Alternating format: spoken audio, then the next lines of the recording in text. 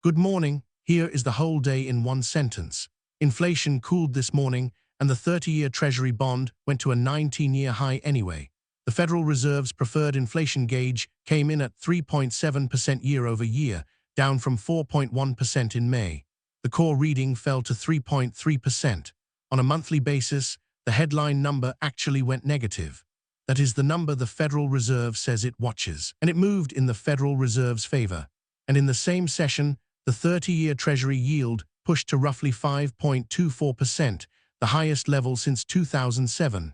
Long yields do not rise on cooling inflation, not unless the market has stopped arguing about the data and started arguing about the institution reading it. This is the Asymmetric Daily Brief for Thursday, July 30th.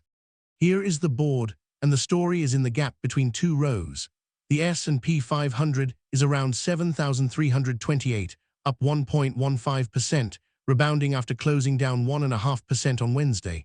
The Nasdaq is up 2.37% and the Dow up about 0.7, but hold that Nasdaq number carefully because it is substantially one stock. Microsoft rose about 15% today. Strip Microsoft out. And this is a far quieter session than the index prints suggest. Now the row that matters. The 30-year Treasury yield is near 5.24%, the highest since 2007. The 10-year is at 4.70%, up 2 basis points, following rather than leading. Gold is bid at roughly $4,071 an ounce, up about 0.33%. Brent crude is $90.04, down about 0.8%. Having round-tripped a spike. Bitcoin is dead flat at 64,100, and Ether is flat near 1,905, and the dollar is soft and directionless. Note that carefully. A genuinely hawkish central bank normally firms its own currency. This one did not. First contrarian read, and it is the spine of the day. Everyone is narrating the long bond sell-off as an inflation trade. Yields up, therefore prices up. But look at what actually printed. Inflation came in cooler on both the headline and the core measure, with a negative monthly reading, and the 30-year rose anyway. Now add the rest of the shape. The dollar is soft rather than firm. And 3 regional Federal Reserve presidents dissented at Wednesday's meeting in favor of a rate hike. That is the first time since September 2016 that 3 policymakers dissented pointing in the same direction. A genuinely hawkish surprise normally bids the dollar higher. This one did not. Long yields up, inflation down, dollar soft, dissent stacking. That combination is not the market pricing prices. It is the market pricing the reaction function. This is a credibility spread, and our conviction here is high. Second read, everyone treats artificial intelligence capital spending as a single trade that moves together. This week the tape split it in half. Same week, same thesis, opposite verdicts. Microsoft, Azure grew 43% in constant currency, accelerating from 40% the prior quarter against a consensus of 40.2%. Full-year Azure revenue passed $100 billion for the first time. The guide for next quarter is 45%. The stock rose about 15%, and it did that while guiding capital spending to $255 to $260 billion for fiscal 2027. Now Meta, revenue beat at $60.8 billion, up 28%, and free cash flow fell to $784 million from $8.5 billion a year ago.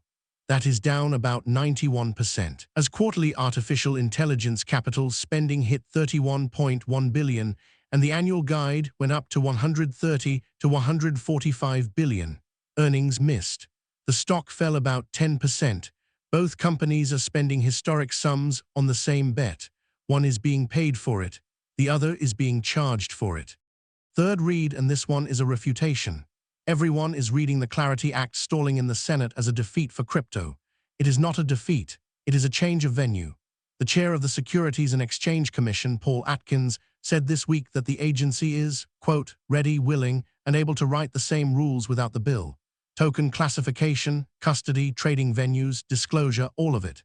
He also said plainly that he would rather have the statute. Because, in his words, statute is the way to future-proof something. He is right, and that is the actual trade here. Agency rulemaking is faster and weaker. It can land in months rather than legislative sessions, and a future chair can unwind it with the same pen. So anyone selling the idea that crypto lost is trading a headline. And anyone buying the idea that the Securities and Exchange Commission will simply fix it is buying a framework with an expiration date attached to an election. Bitcoin sitting dead flat at 64,100 is the honest price of nothing actually being resolved. Medium conviction here. We are guessing on timing, not direction.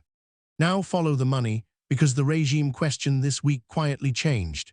It stopped being when do they cut, and became whether they still have the standing to wait. Start with what the Federal Reserve actually did. It held at 3.5 to 3.75% for a seventh consecutive month, and it took 3 dissents. Lorie Logan of Dallas, Neel Kashkari of Minneapolis, and Beth Hammack of Cleveland, all of them wanting a quarter point higher. Chair Kevin Warsh has deliberately reduced the Federal Reserve's forward guidance, arguing that markets should respond to data rather than to the central bank's narration of it. He got exactly what he asked for, and the response was a bond market that priced in a hike he would not take. Then this morning's data cut against his dissenters. Inflation decelerated on both measures, and the moderation was driven substantially by energy, on the Federal Reserve's own framework. That is the argument for patience, and the long end sold off into it.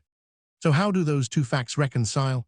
Like this: cooling, energy-led inflation sitting alongside a 30-year yield at a 19-year high says the market has separated this quarter's prices from this decade's price level. It is charging a term premium for the possibility that a central bank willing to sit at 3.7% inflation for 7 months has quietly moved its own tolerance. That is a credibility spread. It is not an inflation forecast. And the dollar corroborates it. A hawkish hold that the market believed would firm the currency. Instead, the dollar is soft and directionless, with data feeds disagreeing on the intraday sign, which is why we are not quoting you a level. You do not sell a currency because its central bank is tough. You sell it because you think it is late. Gold, at roughly $4,071 an ounce, is that same trade wearing different clothes. A bid for the one asset with no reaction function at all, against a soft dollar and a long end demanding more compensation to wait. A word on positioning and sentiment, because it shifted noticeably. Across market and social sentiment monitoring, the conversation this week moved off whether the Federal Reserve made an error and onto how to be positioned for one. Commentary is clustering around the dissent count rather than the policy statement, with the argument being that the vote tally is now the real forward guidance. On the crypto side, positioning reads defensive rather than capitulated. A meaningful share of multi-cycle participants describe themselves as sitting in stablecoins waiting for a fourth quarter low, which is a very different posture from panic. And there is one genuine divergence worth flagging: robotics. Several of the most credible operators in that field spent this week describing 2026 shipping dates and 3-year timelines, and the broader market conversation barely registered it. When a category's most credible builders are that far ahead of its social conversation, that gap is usually where the opportunity sits. So here is the tell of the day, and it is two numbers printed on the same morning: 3.7% and 5.24%. The Federal Reserve's preferred inflation gauge decelerated for a second consecutive month, down from 4.1%, and the 30-year Treasury yield printed its highest level since 2007 in the very same session. Sit with that, because every competing explanation of this bond sell-off requires inflation to surprise to the upside. It surprised to the downside. What is left is duration risk that has nothing at all to do with next month's consumer price index. It is the price of lending the United States money for 30 years, set by a market that watched a central bank hold rates through 3.7% inflation for 7 months, watched 3 of its own presidents object in public, and decided to charge more for the wait. Sectors in play, 3 today. First, megacap cloud. The bull case is that Azure is accelerating past $100 billion a year, with demand, not capacity, as the constraint. The bear case is that $255 to $260 billion of capital spending means the beats have to keep compounding just to justify the base. The read: this is currently the only large-cap artificial intelligence position being paid in cash for its spending, and the market repriced that in a single session. Second, consumer artificial intelligence.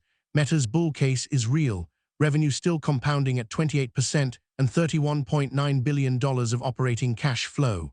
The bear case is that 91% of free cash flow is gone, earnings missed, and the spending floor went up rather than down.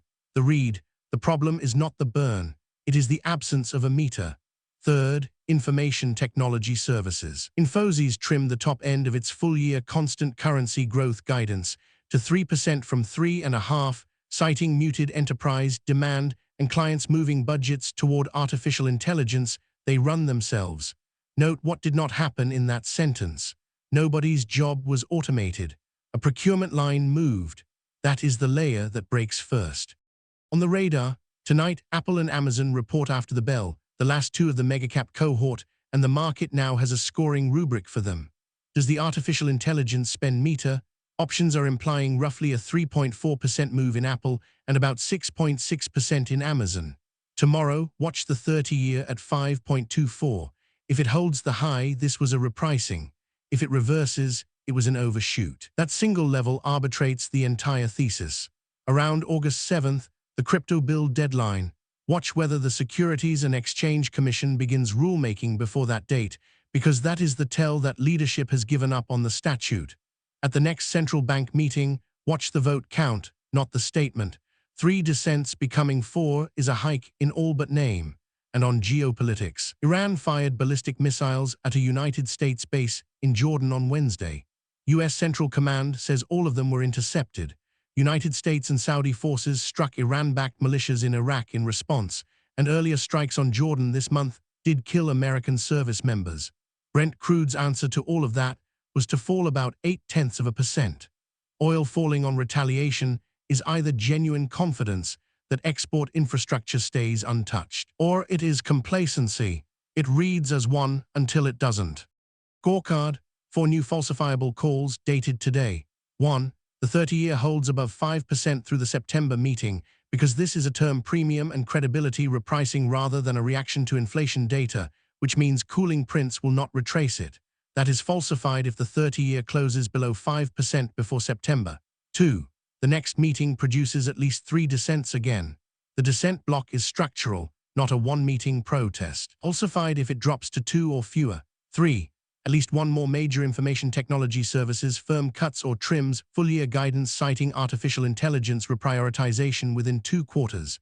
Infosys is the first print of a pattern, not an idiosyncratic miss. Falsified if Accenture, Cognizant, Wipro and Tata Consultancy all hold or raise through the next 2 cycles. And 4. The crypto bill does not pass before the August recess. Carried forward. The NVIDIA and SK credit spread question from yesterday remains open and unresolved. And the close, here is the uncomfortable version of today. The inflation data got better and the price of long money got worse. There are only 2 ways that reconciles.